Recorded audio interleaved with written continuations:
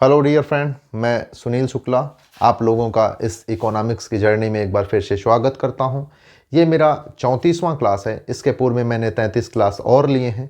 जो स्टूडेंट हमसे पहली बार जुड़ रहे हैं, ये ज़रूरी है क्योंकि इकोनॉमिक्स एक लिंक का सब्जेक्ट है। जब तक आप प्रीवियस की क्लासेस नहीं देखेंगे तब तक इस क्लास में कंफर्टेबल नहीं हो पाएंगे। तो ये ज़रूरी है कि आप मेरी प्रीवियस क्लासेस को देखते हुए इस क्लास में आएँ और मेरे साथ आगे की यात्रा को तय करें।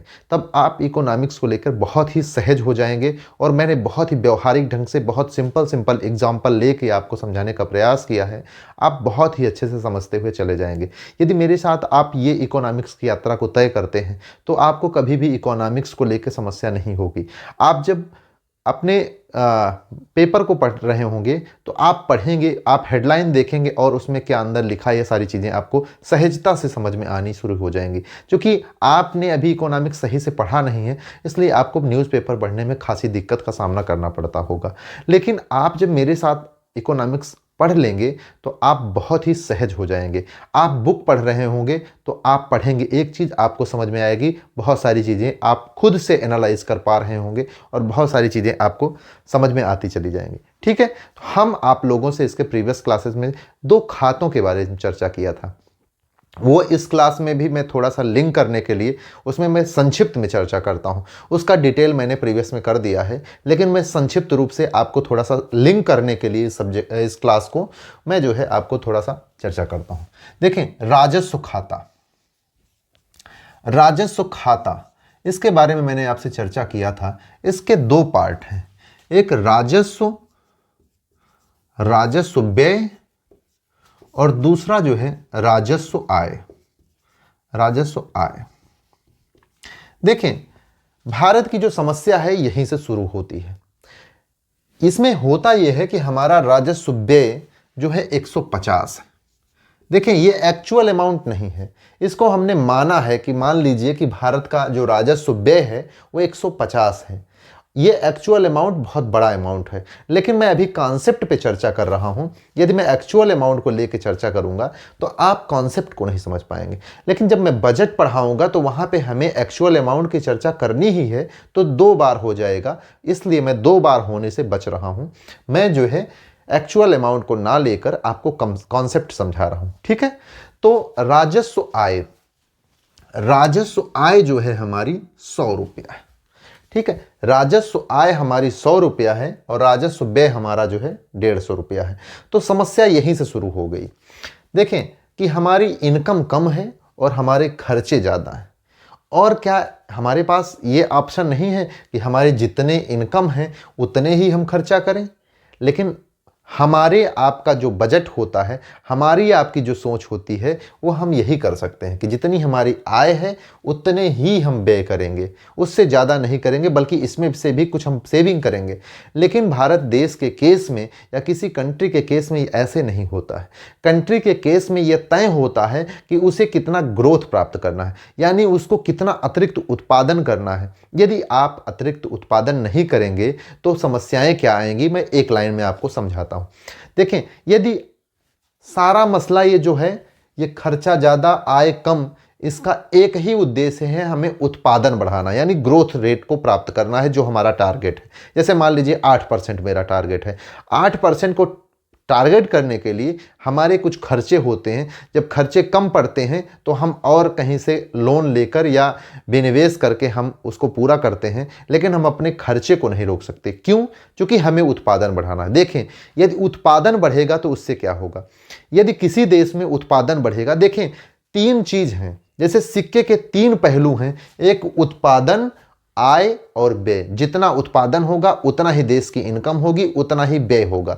जितना उत्पादन होगा उतना ही आपके लिए आय का सृजन होगा, उतना ही अच्छा आपका जीवन स्तर होगा। ठीक है, अब आप समझें कि उत्पादन बढ़ने से होगा क्या। यदि आपके देश की उत्पादन अच्छी होगी, यानी उत्पादन अधिक होगा, तो आपके देश का नेशनल इनकम यानी राष्ट्रीय आय ज़्यादा होगी। ठीक है, राष्ट्रीय आय ज़्यादा होगी तो जो वहाँ के व्यक्ति हैं उनकी भी आय ज़्यादा होगी, यानी प्रति व्यक्ति आय ज़्यादा होगी। जब प्रति व्यक्ति आय ज़्यादा होगी यानी आपकी आय ज़्यादा हो जाए तो आपका जीवन स्तर क्या होगा, अच्छा होगा, यानी आपका जीवन स्तर अच्छा होगा। जीवन स्तर जब अच्छा होगा तो आप बचत भी करेंगे। ठीक है भाई, जो आपने कमाया कुछ खाएंगे कुछ बचाएंगे भी, आपका कुछ बचेगा भी। लेकिन जब आप इतना ही कमाए कि खाने भर का ही पूरा नहीं हो रहा है तो आप बचत कैसे करेंगे? यानी कि फिर जब आपका अच्छा जीवन स्तर होगा तो आप कुछ बचत भी करेंगे। आपका ही बचत जब मैक्रो लेवल पर, यानी जो समाज स्तर पे या विश्व स्तर पे या नेशन स्तर पे देखा जाता है, तो आपका बचत किसी के लिए निवेश होता है। यानी आप जब बैंक में ले जाके जमा करते हैं तो वही किसी को बैंक देकर निवेश होता है, उसी से फिर से उत्पादन होता है। यानी कि जब आपका बचत होगा तो वही ज़्यादा बचत करेंगे आप तो ज़्यादा निवेश भी होगा, और निवेश जब ज़्यादा होगा तो पूंजी निर्माण की दर बढ़ेगी, और पूंजी निर्माण की दर जब बढ़ेगी तो उत्पादन करने की क्षमता बढ़ेगी, उत्पादन करने की क्षमता बढ़ेगी तो उत्पादन बढ़ेगा, तो हमारी सारी समस्याओं का समाधान हो जाएगा। यानी जो हमारा उद्देश्य है, यानी किसी भी देश का जो उद्देश्य होता है वो ग्रो करना, अपनी जनता को, अपने देश को आगे ले जाना। देश को आगे ले जाने के लिए ज़रूरी है कि वो सबसे प्राथमिक चीज़ जो है वो उत्पादन को बढ़ाए। उत्पादन बढ़ाने से सारी समस्याओं का समाधान हो जाता है। तो इस कारण जो है ये आप जो 100 रुपया और यहाँ पे 150 रुपया दे रहे हैं, सरकार बेवकूफ़ नहीं है, वो इसी उद्देश्य से ज़्यादा खर्चा करती है। और ये अच्छी बात है कि सरकार खर्चा करने के लिए इनिशिएटिव लेती है, और ये जो प्रेजेंट सरकार है काफ़ी बढ़ चढ़ के खर्चा कर रही है। खर्चा करने के कुछ फ़ायदे हैं, बहुत फ़ायदे हैं, मैं वो धीरे धीरे आपको चर्चा करता चलूँगा। हालांकि मैंने बहुत डिटेल में इसके बारे में बताया है, आप बहुत सहज हो रहे होंगे, जो मैं ना भी बता पा रहा हूँगा वो आप समझ ले जा रहे होंगे। ठीक है, इकोनॉमिक्स पढ़ने का मतलब ही यही होता है कि जो इतनी सहज तरीके से समझा दिया जाए कि चूंकि इकोनॉमिक्स जो है आपके किचन से शुरू होता है और आपके मार्केट तक सारी चीज़ें आ जाती हैं। ठीक है, आपके सारी चीज़ें किचन से शुरू होकर आपके कमरे में ही सारा पूरा इकोनॉमिक्स भरा हुआ है, आप उसी को समझें, सारी चीज़ें वहीं पे हैं। तो मेरे कहने का मतलब इकोनॉमिक्स को मैं थोड़ा सा आपको सहज कर दूं तो आप सारी चीज़ें खुद से ही समझने लगेंगे। मेरा प्रयास भी यही है, मैं यही प्रयास करता हूं कि इकोनॉमिक्स कंफर्टेबल किया जाए। आप समझ तो सारी चीज़ अपने आप से ही जाएंगे। तो देखें, 100 रुपया हमारे पास आय हुआ और 150 रुपया हमारा व्यय है, तो इसका मतलब क्या है कि हमारा कुछ घाटा हो रहा है कि नहीं? तो जो घाटा हो रहा है उसे हम कहते हैं राजस्व घाटा। राजस्व घाटा, राजस्व घाटा कितना हुआ? हमारा व्यय ज़्यादा है, आय कम है, तो कितना हुआ? 150 से 100 गया 50, यानी हमारा जो राजस्व घाटा आया ये 50 रुपया है। देखिए, समस्या यहीं से शुरू हो गई हमारी। यदि हमारा ये राजस्व घाटा अगर 50 रुपया नहीं आता, या इसकी ये जो है 150 होता, ये 100 होता, तो हमारे लिए 50 रुपया मेरे पास अतिरिक्त होता। इसको जो है, इसका जो है जो 50 रुपये हमारे पास यहाँ पे बचता, उसको हम पूंजीगत निवेश में करते। पूंजीगत निवेश करते यानी पूंजीगत व्यय करते, तो उससे जो है हमारे लिए अतिरिक्त आय का सृजन होता, क्योंकि हम उससे उत्पादन करने, देखिए जो पूंजीगत व्यय होता है उसमें आपके लिए आय सृजन करने की क्षमता होती है। तो जो यहाँ से अगर ये व्यय कम होता, आय ज़्यादा होता, तो जो यहाँ अमाउंट बचता उसको हम कहीं खर्चा करते, एसेट हमारा कहीं बनता। यानी कि हमारा कहीं पूंजीगत व्यय करने से, पूंजीगत व्यय में जो है आपके लिए आय सृजन करने की क्षमता होती है, तो वो हमारे लिए होता है। लेकिन हमारे लिए एकदम से उल्टा है, ये हमारा कम है, ये ज़्यादा है, तो ये हमारे लिए समस्या हो गई कि हमको राजस्व घाटा जो है 50 रुपया हो गया। अब इसे हमें मैनेज करना है, तो हम दूसरे खाते की तरफ चलते हैं। एक दूसरा खाता है पूंजीगत खाता। पूंजीगत खाता, ठीक है, बहुत अच्छे से समझते चलिए, सहज हो जाइए। आप इस सब्जेक्ट को भार की तरह ना समझिए, आप ये समझने का प्रयास करिए कि इसके बिना आप ना समाज को समझ सकते हैं, ना अपने घर को समझ सकते हैं, ना देश दुनिया को समझ सकते हैं। आप जब आईआर पढ़ने जाएंगे, इंटरनेशनल रिलेशन, तो आप ये चीज़ें अगर अच्छे से समझ लेंगे तो आप सारी चीज़ें सहज होकर समझ रहे होंगे। देखें, किसी देश का दूसरे देश से कोई भावनात्मक संबंध नहीं होता है, केवल व्यापारिक संबंध होता है। तो जब व्यापारिक संबंध है तो आईआर को आप तभी समझ सकते हैं जब ये व्यापार यानी आप इकोनॉमी को अच्छे से समझ रहे हो। अर्थव्यवस्था जब तक आपको नहीं समझ में आएगी तब तक आप बहुत सारी चीज़ों से अछूते रह जाएंगे, यानी आप बहुत सारी चीज़ें नहीं समझ पाएंगे। आपके नेतागण आपके लिए क्या कर रहे हैं, आपके ब्यूरोक्रेट्स आपके लिए क्या कर रहे हैं, आपका कितना शोषण हो रहा है, ये सारी समझ जो है आपका बनाने के लिए जो है अर्थव्यवस्था बहुत ज़रूरी है। मैंने यूट्यूब पे पढ़ाने का जब सोचा तो मेरा मूल उद्देश्य यही था कि हम अपने समाज में सारे लोगों को इकोनॉमिक्स से कंफर्टेबल कर दें। उन्हें स्कॉलर बनाने का मेरा उद्देश्य नहीं था, उनको सिर्फ इकोनॉमिक्स समझ में आ जाए, वो अपना खुद का कुछ डिसीजन और कुछ परसेप्शन जो सकारात्मक सही होता है वो अपना ले पाएँ। झूठे तरीके से व्यक्त करना कुछ भी नहीं, कुछ बात तो करना ही है, कुछ सही गलत तो कुछ से बात करेंगे ही, लेकिन जब आप थोड़ा सा पढ़े रहेंगे, जो स्टूडेंट के लिए तो ये तो बहुत अच्छा है, लेकिन जो स्टूडेंट नहीं भी हैं उनके लिए भी इकोनॉमिक्स पढ़ना बहुत ज़रूरी है। और मुझे लगता है कि यदि आपने इकोनॉमिक्स नहीं पढ़ा तो आप समाज, आप अपने देश, अपने राज्य, अपने घर को भी सही ढंग से नहीं समझ पाएंगे। तो ये जरूरी है कि आप इकोनॉमिक्स को समझें। देखें, दूसरे खाते के बारे में चर्चा कर रहा था, पूंजीगत खाता। पूंजीगत खाते में एक होता है पूंजीगत व्यय, पूंजीगत व्यय, और दूसरा जो है पूंजीगत प्राप्तियां, पूंजीगत प्राप्तियां। देखें पूंजीगत प्राप्तियां, देखें पहले राजस्व क्या है।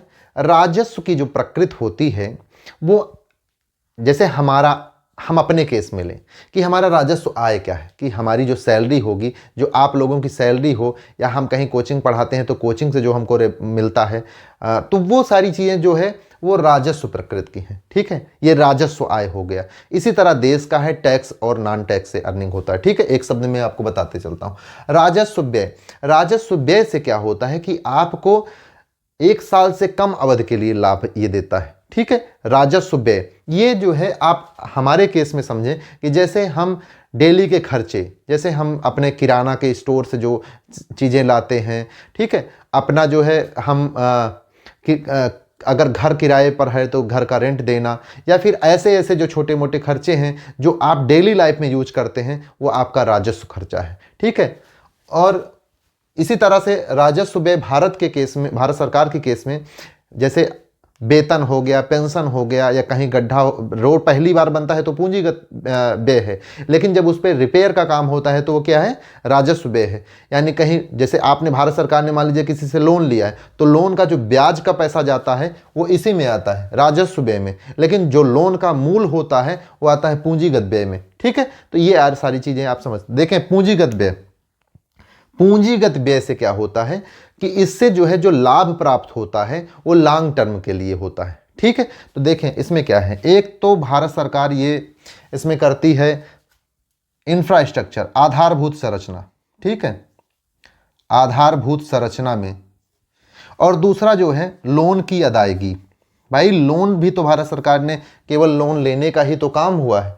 जब लोन आपने लिया है तो उसका जब ड्यू होगा डेट, तो आप उसको देना ही पड़ेगा। तो ये लोन की अदायगी, तो ये भी जो लोन अदा किया जाता है उसमें जो मूलधन दिया जाता है वो जो है पूंजीगत व्यय में आता है, और जो उसका ब्याज दिया जाता रहता है वो राजस्व व्यय में आता है। ठीक है, लोन की अदायगी, ये 2 तरीके से जो है व्यय किया गया।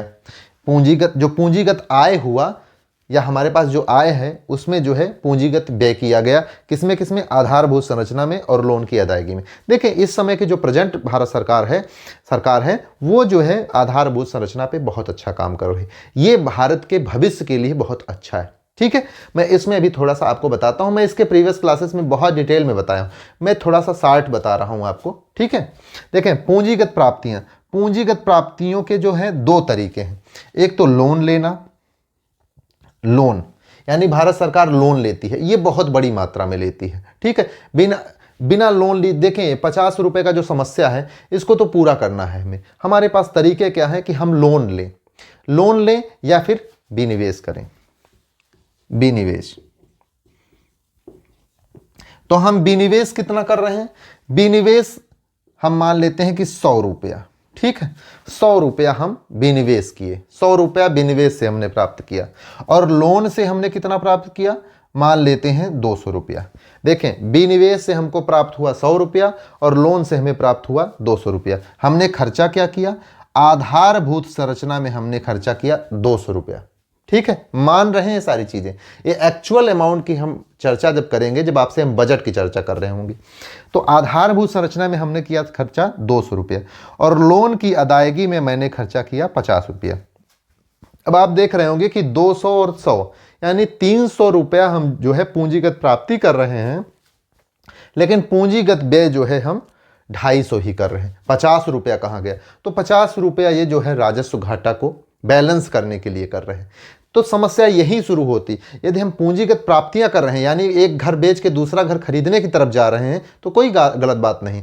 ठीक है, कोई गलत बात नहीं है। तो यानी पूंजीगत प्राप्तियां यदि हमें हो रही हैं, तो उसके पूरे अमाउंट को यदि हम पूंजीगत व्यय में खर्चा करें तो कोई गलत बात नहीं है। लेकिन भारत सरकार के केस में ये है कि ये जो 50 रुपया है, हम ये राजस्व घाटा में यूज कर रहे हैं। तो ये हमारे लिए समस्या बन रही है। यानी कि हमेशा जब आप लोन लेते रहेंगे और लोन लेकर आप घर का खर्चा चलाना शुरू करेंगे, तो ये आपके लिए समस्या की बात है। अब हम आपसे चर्चा करने चल रहे हैं कि भारत सरकार किस तरह से लोन ले रही है और लोन लेने के क्या क्या प्रॉब्लम्स होंगे। देखिए, हम आपको कर्जा के बारे में बताते हैं। एक पॉइंट आपको हम थोड़ा समझा दें, क्योंकि अभी इसका हमको यूज पड़ेगा तो आप समझ नहीं पाएंगे। देखें, राजकोषीय घाटा क्या है, इसको हालांकि मैंने प्रीवियस क्लास में बताए हैं, लेकिन इस क्लास में भी हमको थोड़ा सा बता देते हैं। राजकोषीय घाटा से तात्पर्य ये है, देखें, राजकोषीय घाटा, फिजिकल डिफिजिट, राजकोषीय घाटा, इससे मतलब ये है कि आपका टोटल खर्चा जितना है उसमें लोन का जो है कितना प्रतिशत योगदान है, यानी कुल खर्चे में कितने प्रतिशत लोन का योगदान है, ये जो है राजकोषीय घाटा होता है। यानी लोन का कितना प्रतिशत योगदान है आपके खर्चे में, ये राजकोषीय घाटा होता है।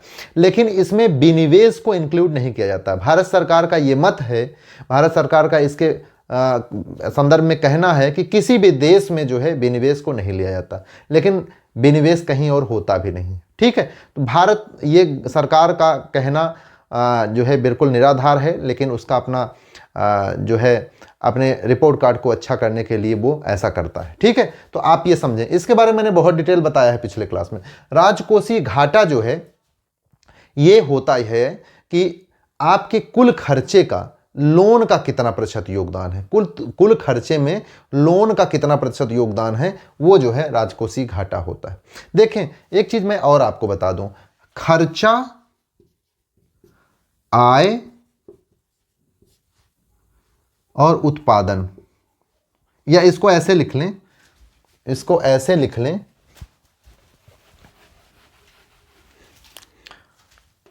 उत्पादन,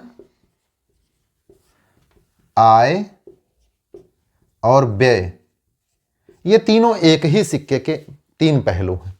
उत्पादन, आय और व्यय, ये तीनों एक ही सिक्के के पहलू हैं। ठीक है, तो हमने क्या कहा आपसे कि राजकोषीय घाटा क्या होता है कि यानी कुल खर्चे का कितना प्रतिशत लोन का योगदान है। तो खर्चा ना देख के हम उत्पादन को देख लेते हैं, यानी जीडीपी के टर्म में देख लेते हैं। यदि हम खर्चे को दिखाएं या जीडीपी को दिखाएं या आय व्यय किसी टर्म को लेंगे तो सेम ही होता है। ये तीनों एक्चुअल में तीन नहीं हैं, बल्कि ये तीन पहलू हैं, होते ये एक ही हैं। तो हम राजकोषीय घाटे को जो है जीडीपी के टर्म में कैसे लिख सकते हैं, तो देखें, जीडीपी, इसमें क्या होता है, कुल खर्चे का कितना प्रतिशत लोन का योगदान है, यानी बारोइंग। तो बारोइंग का कितना योगदान है जीडीपी के टर्म में, यानी कुल खर्चा जो है, कुल जीडीपी ही समझिए वही, चूंकि सिक्के के तीन पहलू हैं जिसमें उत्पादन, आय और व्यय तीनों सेम ही होता है। ठीक है, परसेंट लेना है, 100 से मल्टीप्लाई कर देंगे। राजकोषीय घाटा निकालने का ये फार्मूला है। ठीक है, टोटल बारोइंग और जीडीपी और मल्टीप्लाइड बाय 100। ठीक है, आप इससे जो है राजकोषीय घाटा निकाल सकते हैं। अब हम चलते हैं, आपसे कर्जे के बारे में चर्चा करते हैं और उस पर एनालिसिस करते हैं। ठीक है, अब हम आपको बताते हैं कि लोन हमारा कितना और कैसे कैसे बढ़ रहा है। ठीक है, 2014 में जो हमारा लोन था, अंदर और बाहर दोनों, यानी हमने विदेश से कितना लिया है और अंदर जो हम लोन लेते हैं आरबीआई से हो गया, पब्लिक से हो गया, ये सारे जो लोन लेते हैं ये कितना था, तो ये था 54 लाख करोड़, 54 लाख करोड़। ठीक है, और 2019 में ये हो गया 82 लाख करोड़। यानी कि बहुत तेजी से भारत सरकार इस समय जो है बहुत तेजी से लोन ले रही है, और क्या कर रही है उसमें भी चर्चा करता हूं। ठीक है, 2019 में, उसके बाद आ गया 2020-21। ठीक है, 2021 में ये 12 लाख करोड़ और बढ़ गया, तो हो गया कितना, 94 लाख करोड़, 94 लाख करोड़। उसके बाद जो है ये 2021-22 में 15 लाख करोड़ और लोन लिया गया, तो ये कितना हो गया, 549, 109 लाख करोड़। ठीक है, देखें आप कर्जा कितनी तेजी से बढ़ रहा है। फिर 2022-23 फिर 15 लाख के आसपास, 15 लाख करोड़ के आसपास लोन लिया गया, तो ये कितना हो गया,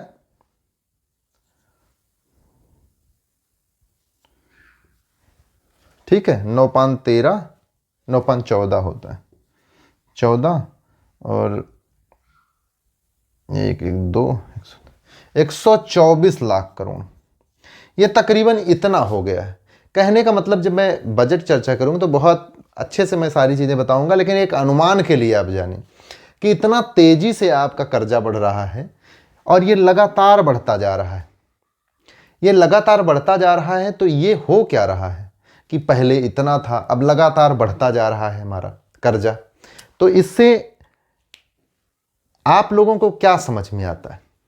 देखें, हमें एक चीज़ तो अभी ये समझ में आ रहा है कि आप जैसे समझें कि आप समुद्र में बीच में हैं, और जो आपके पतवार को खेने वाले लोग हैं, ये हमेशा से ऐसा ही रहा है, कोई नया नहीं है। ये भी, इसमें कुछ पॉजिटिव चीज़ें भी है, मैं उसको बताता हूँ। पहले इसकी नकारात्मकता मैं आपको समझाता हूँ, इसकी निगेटिव चीज़ें क्या है।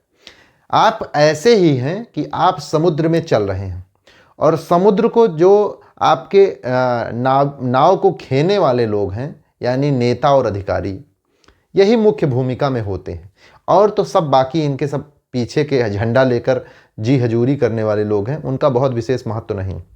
यही दो लोग, क्योंकि इन्हीं दो लोगों से सारी चीज़ें होती हैं, गलत सही जो कुछ होना है, यही दोनों लोग उसके रीढ़ के हड्डी। ठीक है, ये लोग जो है समुद्र में हैं आप, और जिस पतवार पे ये पूरा भारत बैठा हुआ है, उसके ये दो खेवैया हैं, नेता और अधिकारी, और दोनों जो है भ्रष्टाचार और अकर्मण्य लोग हैं। 1-2% को छोड़ के बाकी सबके साथ यही है, और वो खुद को भी महसूस कर रहे होंगे कि निजी स्वार्थ के लिए वो सारी चीज़ें कर रहे हैं, और बीच में जो है नाव डगमग कर रही है। लेकिन हमें ये बताते हुए भी हंसी आ रही है, क्योंकि मैं हंस इसलिए रहा हूँ, जबकि मेरे देश के ऐसी स्थिति को बताते हुए मुझे बहुत सीरियस होकर बताना चाहिए, लेकिन हम में हंसी इसलिए आ रही है कि हमारे देश के पास बहुत क्षमता है। क्षमता इसलिए समझ में आ रहा है कि इतनी क्षमता है, ये बीच में हैं हम जरूर, लेकिन हमारे पास इतनी क्षमता है कि हम वहाँ से बहुत तेज़ी से निकल भी सकते हैं, लेकिन निकल नहीं पा रहे हैं। तो वो कारण ये दो हैं। इन दोनों को जब कोई हमारा नया कोई अच्छा आएगा, जो इन सारी समस्याओं को दूर करके वो कुछ बेहतर करने के बारे में सोचेगा, जैसे इस सरकार ने एक बार सोचा, लेकिन जो और लोग हैं, सबके साथ चलने से ही ये हम पतवार आगे ले चल सकते हैं। एक शीर्ष पे बैठा आदमी अगर अच्छा करेगा, तो उसके लिए ज़रूरी है कि और भी लोग अच्छा करें, लेकिन वो कहीं ना कहीं निजी स्वार्थ के कारण वो अच्छा नहीं करते हैं। वो अपने जेब, जो पैसा भारत सरकार के पास जाना चाहिए, वो अपने जेब में जो है कर लेते हैं। देखिए, क्षमता हमारे पास कहाँ है? जो राजस्व आय है, उसको यदि हम बढ़ा लेते, आपसे प्रीवियस क्लासेस में ही बताए कि यदि वो हमारा बढ़ जाए तो हमारी ये जो सारी समस्याएं हैं इसका निदान हो सकता है।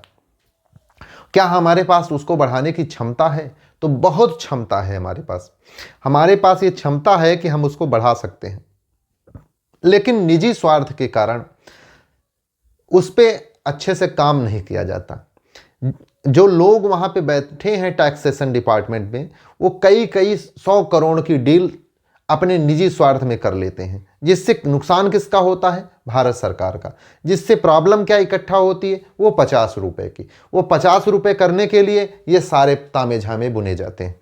देखें, भारत सरकार अब देखें ये क्या लोन ले रही है तो हमेशा गलत ही नहीं है। ये लोन किस लिए लिया जा रहा है? तो लोन लेने के पीछे हम आपको एक चीज और बताते हैं। इसको थोड़ा मैं साफ कर लूं तो आगे बताता हूं। एक डेटा का मैं और जिक्र करता हूं। जो वैश्विक कर्जा, आज के 5 वर्ष पूर्व वैश्विक कर्जा जो है टोटल जीडीपी का कितना था, तो जो एवरेज था, पूरा विश्व का जो औसत था, वो पूरे जीडीपी का 69% था।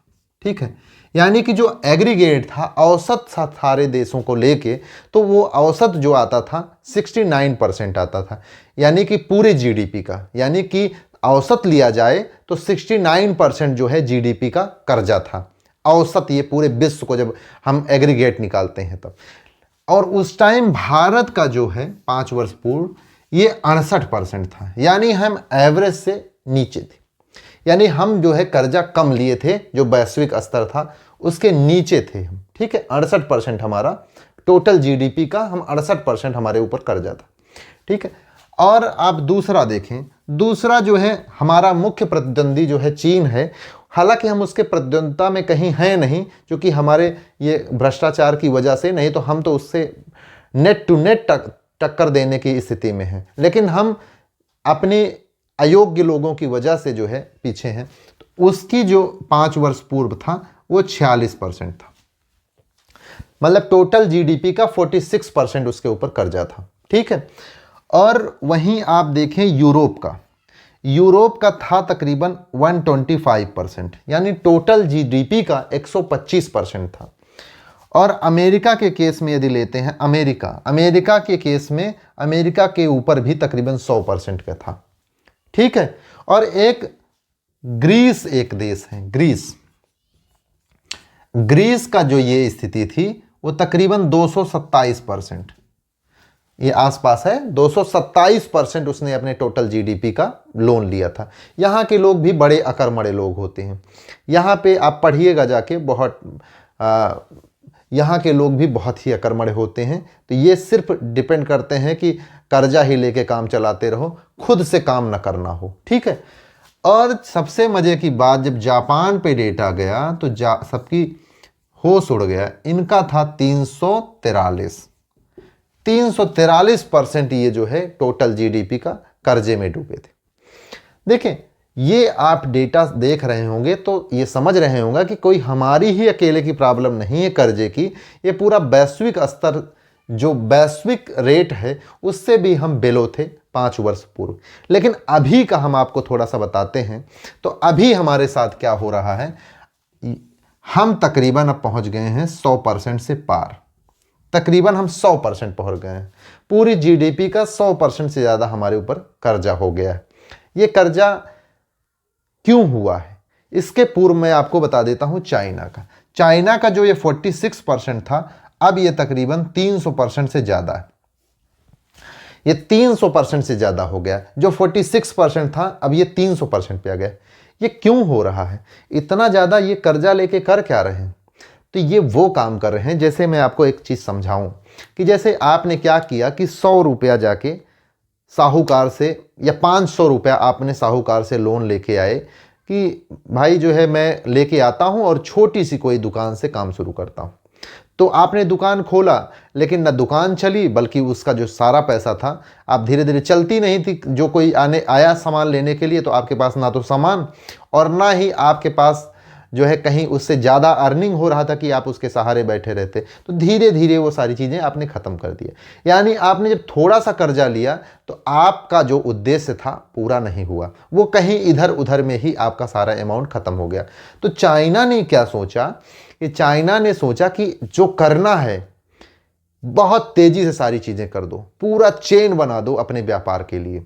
तो इस समय आप देख रहे होंगे कि अमेरिका एकदम चेन बनाता जा रहा है, पूरे दुनिया को जो है अपना, यदि आप उपनिवेश समझिए, बना रहा है, व्यापारिक उपनिवेश अपना बनाता जा रहा है।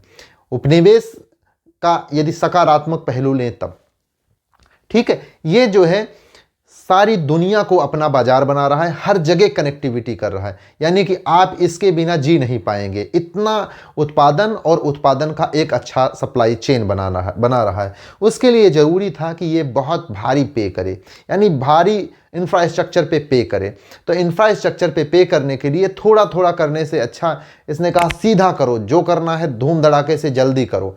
तो चाइना ने बहुत फुल फ्लेजड एकदम काम किया, खूब फुल फ्लेजड काम चल रहा है। लेकिन अब चूंकि पूरे विश्व का ये कहीं ना कहीं शत्रुता जैसा इसका व्यवहार रहता है, तो इसलिए ये जो है ये भी एक प्रकार से समझिए मिसाइल पे बैठा हुआ है। यदि जो इसके प्रोजेक्ट पे इतना पैसा खर्च कर रहा है, ये खर्च तो कर रहा है, लेकिन यदि कहीं इसके जो प्रोजेक्ट, चूंकि अपने घर में ही तो सारे प्रोजेक्ट कर नहीं रहे हैं, आप दूर दूर प्रोजेक्ट फैला रहे हैं, लेकिन यदि आप इस तरह की जो आपकी बातें हैं, आप इतने तेजी से काम कर रहे हैं, आपके 10 प्रोजेक्ट भी रुक जाएं बीच में, तो आपका पैसा तो जो उधार आपने लिया है ना उसको चुका पाएंगे, और बल्कि आपकी इकॉनमी और नीचे आ जाएगी। लेकिन इनका जो उद्देश्य है यही है कि जो कुछ करना है थोड़ा जल्दी करना है और तेजी से करना है, तो वो उसी साइड में चल रहे हैं। ठीक है, तो भारत ने सोचा कि हम थोड़ा कर्जा लेते हैं, हमारा भी कुछ नहीं होता, तो कहीं ना कहीं ये चाइना से प्रभावित होकर चाइना मॉडल को जो है फॉलो करते हुए इन्होंने भी खूब कर्जा लेना शुरू किया और खूब तेजी से काम कर रहे हैं। देखें, भारत में आप देख रहे होंगे कि जहां पे जाइए वहीं इंफ्रास्ट्रक्चर पे काम हो रहा है। ये बहुत ही सकारात्मक है। इससे जो इंफ्रास्ट्रक्चर होता है वो आपके उत्पादन को बढ़ाता है या आपके भविष्य को सिक्योर करता है, आपके लिए अतिरिक्त आय का सृजन करने की क्षमता को बढ़ाता है। तो ये जो है, जो ये अतिरिक्त खर्चा किया जा रहा है, ये बहुत ही सकारात्मक है। ठीक है, तो ये हमेशा निगेटिव नहीं होता है।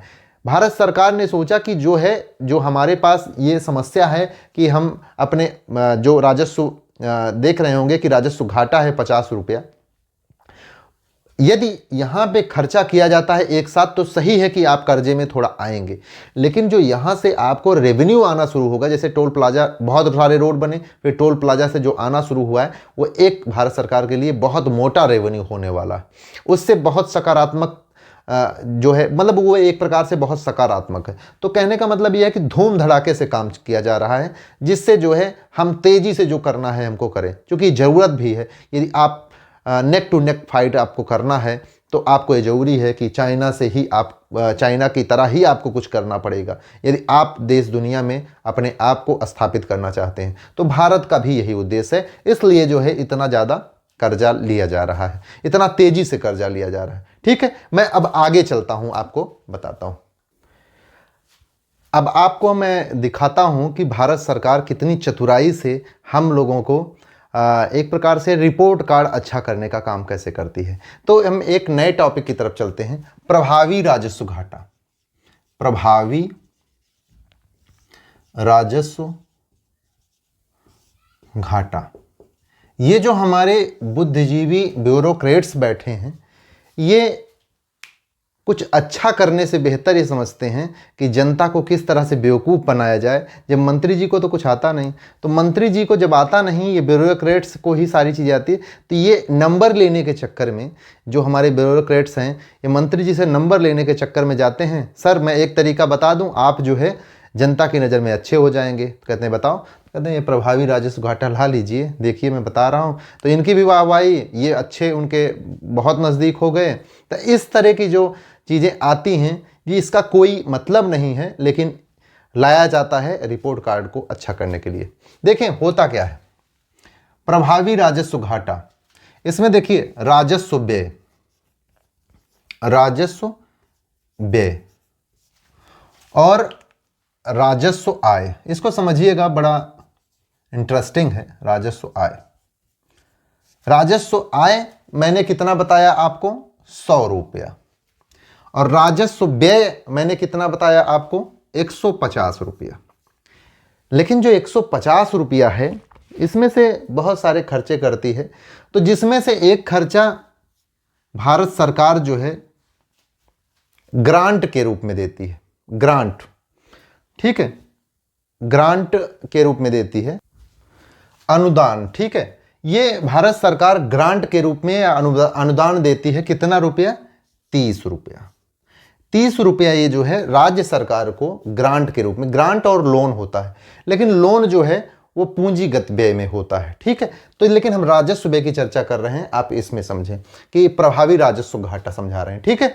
तो 30 रुपया जो है भारत सरकार ग्रांट या अनुदान के रूप में राज्यों को देती है। तो उसमें ये फिक्स करके देती है कि आप जो है, एक मानिए, ये केवल मान रहे हैं, ठीक है, 10 रुपया आपके लिए जो है रेवेन्यू एक्सपेंडिचर है, यानी राजस्व व्यय के लिए है। इसमें जो मैंने 30 रुपया आपको ग्रांट के रूप में दे रहा हूं राज्यों को, उसमें से 10 रुपया आप राजस्व व्यय में खर्च कर सकते हैं। तो इसको हम लिख लेते हैं रेवेन्यू एक्सपेंडिचर, RE लिख देते हैं, ठीक है। और दूसरा जो है कहती है कि 20 रुपया आप जो है कैपिटल एक्सपेंडिचर में खर्चा कर सकते हैं, यानी पूंजीगत व्यय में आप खर्च कर सकते हैं। रेवेन्यू एक्सपेंडिचर में 10 रुपया और 20 रुपया जो है कैपिटल एक्सपेंडिचर में आप खर्च कर सकते हैं। तो यहां पे हमारे बुद्धिजीवियों ने समझाया कि आप देख रहे हैं, ये जो 20 रुपया है ये तो कैपिटल एक्सपेंडिचर हो जा रहा है लास्ट तक जाते जाते, यानी कि ये पूंजीगत व्यय हो जा रहा है। तो 10 रुपया ही तो आपका जो है रेवेन्यू एक्सपेंडिचर है, तो आप इसको 10 को ही तो रखिए। तो वो क्या कहते हैं, अब आप समझिए कि 20 रुपया ये क्या हुआ है, एक्चुअल में राजस्व व्यय ही, लेकिन अब एक नया तरीका ला के रिपोर्ट कार्ड को अच्छा करने के लिए ये जो 20 रुपया है इसको ये कैपिटल एक्सपेंडिचर की तरह दिखा के अब इसके ऊपर डील करना शुरू करते हैं। इनकी बहुत अच्छी आदत है कि हर चीज पे डील करते हैं, गलत सही जो कुछ हो उस पर डील कर लेना है, ठीक है। अब देखें 20 रुपया ये जो है कैपिटल एक्सपेंडिचर है, तो अब प्रभावी राजस्व घाटा नहीं, ये प्रभावी राजस्व व्यय क्या होगा, पहले प्रभावी राजस्व व्यय निकाल लेते हैं। पहले तो राजस्व व्यय था तो 150 रुपया सीधा सीधा था, लेकिन इसमें भी तोड़ मरोड़ लगाए तो जोड़ गांठ मचा, तो इसमें 10 रुपया हो गया रेवेन्यू एक्सपेंडिचर और 20 रुपया कैपिटल एक्सपेंडिचर। तो इन्होंने कहा कि अब निकालिए इसको, ये राजस्व व्यय सही नहीं था, अब आप निकालिए प्रभावी राजस्व व्यय। तो प्रभावी राजस्व व्यय क्या हो गया कि टोटल राजस्व व्यय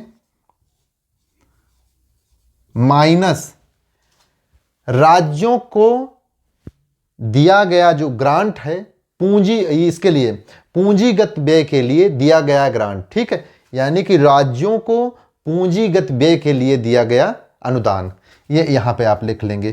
तो ये कितना हो गया, राजस्व व्यय टोटल आपका कितना है 150, और पूंजीगत व्यय कितना आप राज्यों को दे रहे हैं 20 रुपया, तो यानी प्रभावी राजस्व व्यय कितना हो गया 130 रुपया। अब देखें 150 था, अब हम इसको किसी तरह बना ले गए हैं 130, तोड़ जोड़ मिला के जो है 130 रुपये, यानी प्रभावी राजस्व व्यय हम 130 कर ले गए। तो अब हम निकाल सकते हैं प्रभावी राजस्व घाटा। प्रभावी राजस्व घाटा कितना हो गया, अभी तक हम 150 से 100 घटाते थे तो राजस्व घाटा ज़्यादा आता था, तो हमारा रिपोर्ट कार्ड अच्छा करने के लिए हमने प्रभावी राजस्व घाटा निकाला।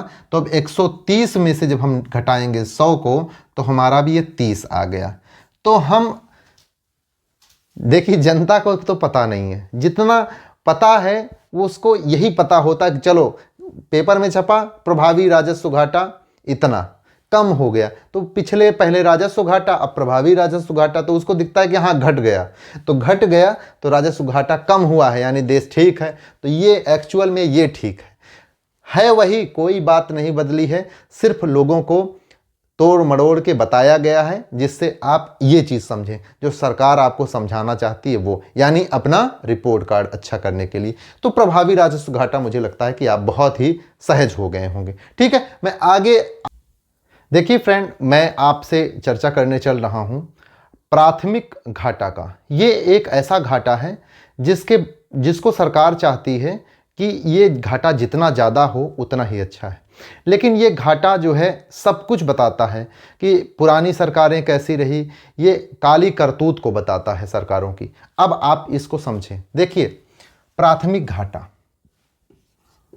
प्राथमिक घाटा, प्राथमिक घाटा जो है ये बराबर होता है, ये थोड़ा सा लिख दूं तब आपको ज़्यादा समझ में आएगा। प्राथमिक घाटा जो होता है ये राजकोषीय घाटा माइनस ब्याज। देखें, राजकोषीय घाटा आप समझ रहे होंगे कि कुल खर्चे का कितना प्रतिशत लोन का योगदान है, वो राजकोषीय घाटा होता है। ये जो ब्याज मैंने लिखा है, ये जो पुरानी सरकारों ने लोन लिया है उसका जो ब्याज मुझे देना पड़ रहा है वो है ये ब्याज। ठीक है, यानी जो लिया गया पुराना कर्जा है उसका जो ब्याज देना पड़ रहा है वो ब्याज है। और ये राजकोषीय घाटा कुल खर्चे का कितना प्रतिशत लोन का योगदान है, यानी ये लिया गया लोन, ये लोन है और ये जो है ब्याज है, और जो इसका अंतर आता है वो प्राथमिक घाटा आता है। ठीक है, आप सोचें कि यदि ब्याज बहुत ज़्यादा होगा, एक लिखता हूं कि मान लीजिए जैसे 100 रुपया हमने, हमारा जो है राजकोषीय घाटा है 100 रुपया, यानी कि 100 रुपया हमने लोन लिया। ठीक है, और उसमें जो है ये ब्याज जो है मान लीजिए 95 रुपया भारत सरकार ने किया गया। देखें, अब इसको बहुत खूबसूरत है, ये 100 रुपया हमने जो है लोन लिया, ठीक है, और 95 रुपया उसमें मैंने ब्याज का पे कर दिया, तो हमारे पास बचा क्या, 5 रुपया। यानी कि जो हमने लोन लिया उसका सिर्फ हमें 5 रुपया ही मिल रहा है, किसके लिए, अपने जो खर्चे हैं उसको मैनेज करने के लिए। तो यानी लोन लेने का कोई मतलब है, कोई मतलब नहीं, यानी जितना हमने लोन लिया वो सब ब्याज में ही चला जा रहा है। तो यानी बचा कितना, 5 रुपया ही हमारे यूज का है, बाकी सब ये पानी में गया। यानी जो ब्याज का पैसा होता है उसको हम लोग पानी में ही जाना कहते हैं। तो ये जो पानी में जाने वाला पैसा है ये जब जितना ज़्यादा होगा उतना ही हमारे लिए नुकसान का है। तो सरकार क्या चाहती है, तो देखें, यदि मान लीजिए 100 रुपया जो है राजकोषीय घाटा हुआ, ब्याज जो है 95 रुपया हुआ, तो प्राथमिक घाटा हमें कितना प्राप्त हुआ, 5 रुपया। ठीक है, यानी 5 रुपया हमको प्राथमिक घाटा प्राप्त हुआ। तो सरकार क्यों चाहती है कि प्राथमिक घाटा बहुत ज़्यादा हो। ज़्यादा कैसे होगा भाई, जो लोन लिया वो तो मेरा फिक्स है, ब्याज यदि कम होता, ठीक है, ब्याज कम होता, यानी मान लीजिए अभी ब्याज यही 10 रुपया हो जाए, 10 रुपया, तो राजकोषीय प्राथमिक घाटा कितना हो जाएगा, 90 रुपया। ठीक है, प्राथमिक घाटा 90 हो गया, ज़्यादा हो गया प्राथमिक घाटा। तो इसका मतलब क्या हुआ कि 100 रुपया हमने लोन लिया जिसमें सिर्फ हमें 10 रुपया ब्याज देना था, 90 रुपया जो है ये हमारे काम में आ जाएगा, जो हमारा नुकसान फायदा है। यानी हम इससे राजस्व जो अपना मैनेज करना है कर लेंगे, या फिर हम पूंजीगत व्यय कर लेंगे। यानी कि आप समझें कि प्राथमिक घाटा जितना ज़्यादा होगा वो उतना ही देश के हित में है, लेकिन हमारे देश के हित में, देश के केस में ये है कि हमें ब्याज बहुत ज़्यादा देना पड़ रहा है। यानी हम आपको एक डेटा बताएं तो हमारे जो टोटल खर्चा है उसका 20% जो है, टोटल खर्चे का 20% हमारा ब्याज में ही चला जाता है। ठीक है, और मूल अगर हम आएंगे तो फिर बहुत बड़ा अमाउंट हो जाता है। जब ये ब्याज, उसकी बजट की चर्चा करेंगे तो हम आपसे इसके बारे में डिस्कस करेंगे। मुझे लगता है कि मैंने 4 घाटे आपको समझाए। एक राजस्व घाटा आपको समझ में आ गया होगा, राजकोषीय घाटा, प्राथमिक घाटा और प्रभावी राजस्व घाटा। लेकिन कभी भी प्रभावी प्रभावी जो है राजकोषीय घाटा की चर्चा नहीं होगी। प्रभावी राजकोषीय घाटा की चर्चा करने से आपकी पोल खुल जाती है, यानी सरकार की पोल खुल जाती है, रिपोर्ट कार्ड खराब हो जाएगा, इसलिए प्रभावी राजस्व घाटा नहीं लाया जाता है। ठीक है, तो मुझे लगता है कि आप मेरे साथ काफ़ी कंफर्टेबल हो रहे होंगे इकोनॉमिक्स को लेकर, बहुत ही सही सहज हो जा रहे होंगे इकोनॉमिक्स को लेकर। यदि मेरा पढ़ाने का तरीका आपको पसंद आता है तो मेरे चैनल को लाइक करें, शेयर करें, और यदि आपका कोई क्वेरी है किसी क्वेश्चन को लेकर तो आप हमसे कमेंट बॉक्स में क्वेश्चन पूछ सकते हैं। मैं उसको प्रयास करूँगा कि आपको कंफर्टेबल कर दूँ। यदि आप चाहते हैं कि मैं लाइव क्लासेस लूं तो आप मेरे चैनल को सब्सक्राइब करें। सब्सक्राइब करने से मेरे लिए लाइव का ऑप्शन खुल जाएगा और मैं फिर आपके साथ लाइव क्लासेस लूंगा, जिससे आपको और भी इंजॉय करेंगे। Thank you very much.